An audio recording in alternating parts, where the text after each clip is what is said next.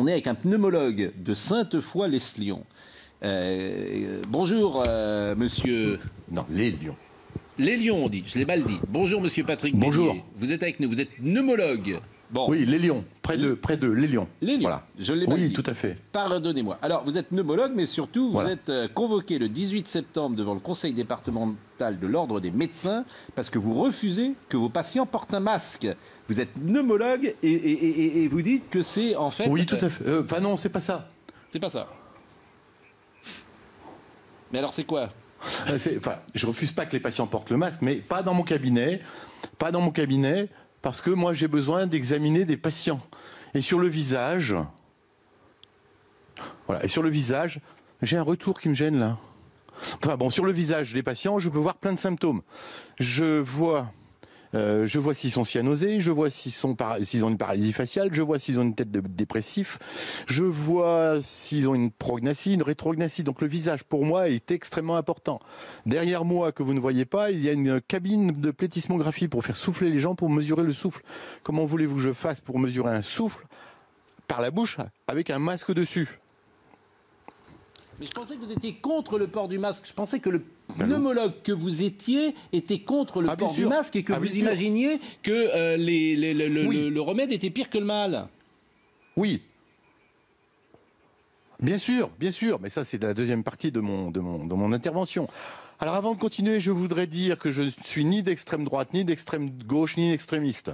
Comme les journaux semblent dire que nous sommes tous les gens contre le masque. Non, nous sommes simplement des citoyens. Moi je suis pneumologue et le masque ne sert à rien et va peut-être, je dis bien peut-être, je dis peut-être comme les pro-masques disent qu'il y aura peut-être une deuxième vague, je dis peut provoquer peut-être d'autres maladies comme des pneumococcis, des méningococcis, etc. Parce qu'un masque, au bout de 2 heures, c'est dégoûtant. Il se remplit de nos germes personnels dans la bouche, puisque nous sommes tous porteurs sains de milliards de germes très pathogènes. Et un masque, au bout de 2 heures, c'est un bouillon de culture. Donc on va assister peut-être... Tout comme les autres disent qu'il y aura peut-être une deuxième vague, moi aussi je suis dans la boule de cristal. Comme eux, je dis que peut-être on aura des pneumococcis, on aura une épidémie de méningite, de pneumopathie, etc. en septembre, octobre ou novembre. J'en sais rien. Mais je raisonne comme eux, à la boule de cristal. Donc vous dites que le port du masque est contre-productif. Ça sert à rien, vous dites, et non seulement ça sert à rien, mais ça peut provoquer des maladies. Bien sûr.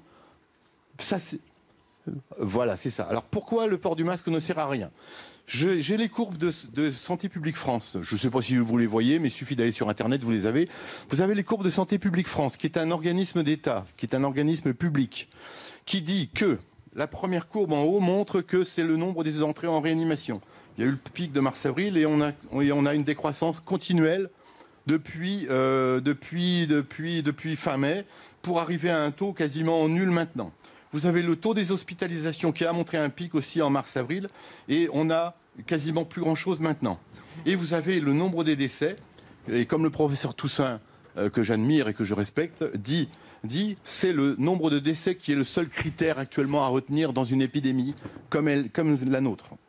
Le taux de décès, maintenant, il y a un plateau. Il n'y a quasiment plus de nouveaux décès au Covid. Donc pourquoi obliger 67 millions de personnes à porter un masque alors qu'il n'y a plus rien? Pourquoi? On fait des dépistages. Ça aussi, c'est Santé publique France. On fait des dépistages à l'appel. On trouve, selon le Progrès de Lyon, 42 673 cas positifs. Ils sont où les malades? Ils sont où les morts? Ils sont dans des fosses communes qu'on nous cache? Il n'y a plus de morts, il n'y a plus rien. Ces 42 673, ce sont des porteurs sains. Comme moi, je suis porteur sain de pneumocoque, de méningocoque, de staphylocoque, etc., de tas de germes dégoûtants, je suis porteur sain. Le monsieur en face de moi, il est porteur sain. Vous êtes porteur sain. Tout le monde est porteur sain. À quoi ça sert un porteur sain? S'il n'y avait pas les porteurs sains pour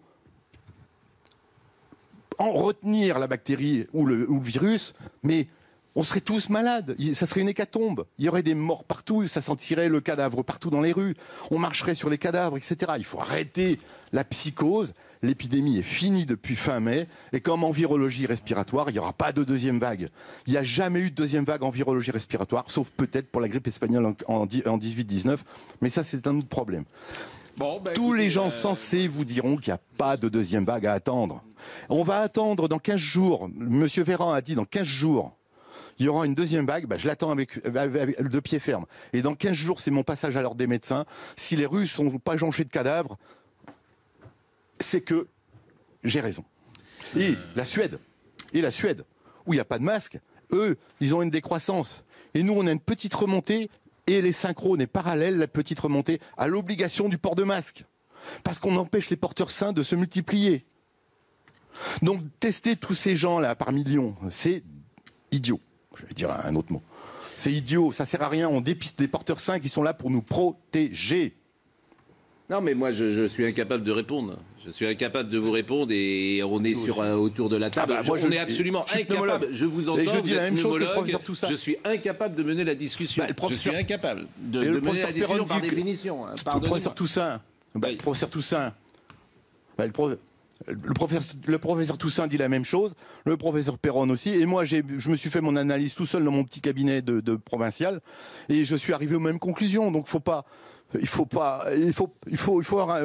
connaître un peu la médecine, quoi. Et puis il faut savoir lire les courbes. 28, on est déjà très en retard. Ça, c'est des courbes gouvernementales. Je vous remercie. On a compris, Monsieur Bélier. Le problème, c'est qu'il faut qu'on laisse passer la pub. Donc là, parce qu'on va être trop en retard. Restez 2 secondes avec nous quand même, Monsieur Bélier. On vous dira au revoir. Patrick Bélier, qui est pneumologue. Évidemment, ce que vous dites. nous ébranle un peu, quoi, forcément. Mais vous n'êtes pas le seul à le dire. D'ailleurs, le professeur Toussaint, effectivement, le dit. Ça, vous avez parfaitement raison. La pub, à tout de suite.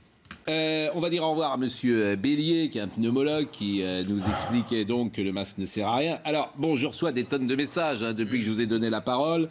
J'ai un ami qui me dit comment peux-tu donner la parole à un type pareil ? C'est un dingue. Vous êtes un dingue, monsieur Bélier. Non, mais c'est important parce qu'il y a des gens qui disent que vous êtes dingue. Donc moi, je voudrais que vous me disiez si vous êtes dingue ou pas, parce que c'est possible que vous le soyez. Oui, je suis dingue. Ah oui. Oui, je suis dingue de savoir lire des courbes. Ouais, c'est terrible. Hein. Bon, Toussaint dit la même chose que vous. Vous n'êtes pas le seul. Hein. Mais alors pourquoi... je voudrais répondre à M. Carrérou que j'ai. Voilà. Pourquoi Monsieur Carrérou, là, j'ai entendu là en off, là, il dit qu'il y a toujours des morts. Oui, la courbe remonte depuis qu'on a l'obligation du port du masque. Pourquoi ? Parce qu'on empêche les porteurs sains de faire leur travail. Voilà, c'est à cause du masque qu'il y a une petite réascension des morts. Non, ça, c'est le masque qui... Non, mais vous vous rendez compte... Là vous me faites... Moi, j'en sais rien, mais je vais... Voilà, Vous êtes pneumologue, je le précise. J'analyse. Oui. Bon. Oui. Mais vous n'êtes pas le seul à penser cela. On va essayer de rappeler François Bricaire, pour tout vous dire. Je le dis à Marine, on va essayer d'appeler François Bricaire. Je suis scandalisé, parce que je vais vous donner un exemple. Pour voir... un de mes amis qui est médecin. Non, j'ai pas envie de pas envie de polémiquer avec un ayatollah, un sectaire pro-masque. Non, j'ai pas envie. Il m'agace, ces gens-là. Il est en réanimation depuis une semaine. C'est un médecin. Oui, bien sûr, il se débat contre la mort depuis une semaine. Et vous nous faites le numéro, il n'y a pas de mort. Mais il y a des gens... Tout est fini, circuler, il n'y a rien à voir. Mais il y en a presque plus, il y en a encore. Il y en a encore, mais si on empêche le masque, il y en aura encore moins. Bon, alors j'ai quelqu'un qui témoigne aussi, qui me dit, mon pneumologue m'a dit exactement comme vous. Bon. Non, mais il y a quelques médecins qui sont de l'avis de monsieur. Il faut quand même dire que l'immense majorité des François médecins Bricaire, il est avec disent nous pas ou pas ça, disent l'inverse. François Bricaire, alors on l'a rappelé. De Gaulle en 40 était tout seul. Monsieur Bélier, De Gaulle était tout seul, oui, d'accord. Monsieur Bélier, moi je vous laisse 2 secondes. Simplement, François Bricaire, c'était pas prévu. François Bricaire, est-ce que les morts, la courbe des morts remonte parce que c'est le masque, c'est ce que nous dit ce pneumologue. Est-ce que ce pneumologue est dingue ?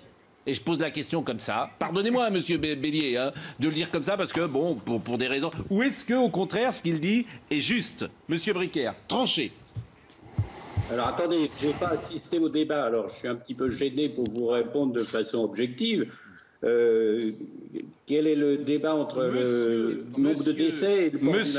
Monsieur Bélier dit l'épidémie est terminée. Si la courbe des morts remonte, c'est parce qu'on porte le masque et le masque ne permet pas, aux porteurs sains de véhiculer ce qu'il faut véhiculer. Il ne faut pas porter de masque, c'est contre-productif et c'est plus dangereux. Voilà ce que nous dit monsieur Bélier. Écoutez, j'ai du mal à comprendre cette relation parce que, d'abord, premièrement, malheureusement, l'épidémie n'est pas encore finie. On a les preuves puisque un certain nombre de sujets sont malades et deuxièmement hospitalisés. Et deuxièmement, a priori, je ne vois pas le lien qu'il peut y avoir entre le port du masque et la transmission du virus. C'est exactement l'inverse. Alors écoutez, monsieur Bélier, qui vous répond. Écoutez, répondez, monsieur Briquer. Je peux pas.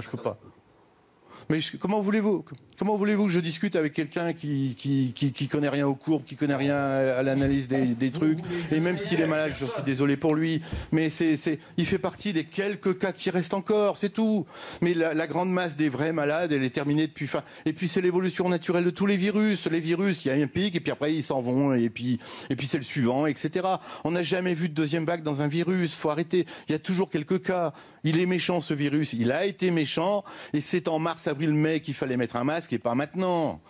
Mais en mars, avril, mai, il n'y avait pas de masque. Mais c'est là où il fallait le masque, il n'y en avait pas. Expliquez-nous ce que vous disiez sur le masque tout à l'heure. Pourquoi le masque est contre-productif? Expliquez-vous. Parce qu'il empêche les porteurs sains de faire barrière pour protéger la population. Moi, je suis porteur sain de méningocoque. Et j'empêche qu'il y ait des méningites de partout par mon propre système immunitaire qui le bloque. Bon, de temps en temps, il y en a un qui passe et qui donne des méningites, c'est vrai. Mais il y aurait des millions de méningites, sinon des millions de pneumocoques. Les porteurs sains sont utiles, la nature nous a fabriqués pour être porteurs sains quand même. François Briquer, répondez à ça. Écoutez, oui, les porteurs sains, bien évidemment, ça existe. Il y a des portages d'un certain nombre de germes. Dire que ça empêche les autres de l'avoir, ça me paraît un peu plus aléatoire. Donc, autrement dit, là où je vous rejoins, monsieur, c'est quand vous dites qu'on est sur un phénomène épidémique. C'est comme vous quand vous dites que le masque est protecteur, c'est la boule de cristal. Non mais monsieur Bélier, ne parlez pas parce que c'est déjà le décalage. Mais si vous parlez quand les autres parlent, c'est insupportable. Donc, écoutez monsieur Briquer, s'il vous plaît. Oui, je sais. Donc, autrement dit, le portage des germes est un phénomène qui existe, mais qui n'a, à mon avis, pas grand-chose à voir dans la diffusion du phénomène épidémique tel qu'on le vit actuellement. Qu'il y ait une diminution, je vous vois vous agiter, mais qu'il y ait une diminution du phénomène épidémique, tant mieux, tout le monde est d'accord là-dessus. Qu'il y ait l'absence, vous dites, de deuxième vague, c'est un autre phénomène. Je crois qu'il ne faut pas tout mélanger. Mais le port du masque en tant que tel est destiné à protéger d'abord autrui en évitant de lui transmettre du virus tant que celui-ci circule. Bon, on arrête. Merci monsieur Bélier. Merci monsieur Bélier, merci monsieur Briquer. C'est vrai en revanche, moi comme toujours, j'ai jamais un avis. Simplement, j'ai un avis sur la personnalité que je découvre de monsieur Bélier. Effectivement, qui paraît assez offensif et assez sûr de lui là-dessus face à François Briquer qui est un peu plus nuancé. C'est terminé en tout cas pour les duplex. Un mot de conclusion, Gérard ? D'une part, il y a une majorité de médecins qui ne pensent pas comme monsieur Bélier. Oui. Deuxièmement et surtout, on peut pas. Donc tout est entendable et intéressant, etc. Mais on ne peut pas dénoncer en permanence, se plaindre de la crise d'autorité dans ce pays et ensuite remettre en cause quand une décision est prise comme celle du port du masque, il faut l'appliquer, point. Et ensuite, si on se rend compte que ça a été une erreur, il faudra demander des comptes à ceux qui ont demandé cette politique, que ce soit les policiers. Mais voilà, c'est fini. Mais l'insécurité. Voilà, c'est tout. Le problème, je vais vous dire le problème, c'est que moi je ne sais pas sur le fond. Mais moi non plus. Je n'en ai rien. Mais j'ai une confiance limitée en les hommes politiques. Je ne peux pas vous dire autre chose. J'ai une confiance limitée en les hommes politiques. Non, mais vous pouvez. Parce que on sait ce qui s'est passé quand même dans plein de domaines ces 20, 30 ou 40 dernières années. Sauf que là, les hommes politiques ne font. D'ailleurs, on leur reproche. Donc, la parole politique, je m'en méfie. Sauf que dans le cas précis, les hommes politiques s'inspirent, écoutent ce que leur disent les scientifiques. Et puis que deuxièmement, on en est toujours au débat précédent, c'est-à-dire qu'il y a à un moment une question d'autorité dans un pays. Quand une décision est prise, il faut qu'elle soit appliquée. Même si vous n'êtes pas d'accord. Gérard, je ne relierai pas l'autorité à ce problème-là. Parce que même si on peut être partisan de la majorité dans ce domaine, il y a une sorte d'incertitude. On ne peut pas dire qu'on est obligé, en quelque sorte, de croire une autorité elle-même parfois hésitante. On n'est pas obligé de l'autorité. C'est fini. Le problème, c'est que les épidémiologistes sont divisés. Tout le monde veut dire son petit mot et puis on traîne. L'insécurité, c'est terminé. On parle de l'insécurité.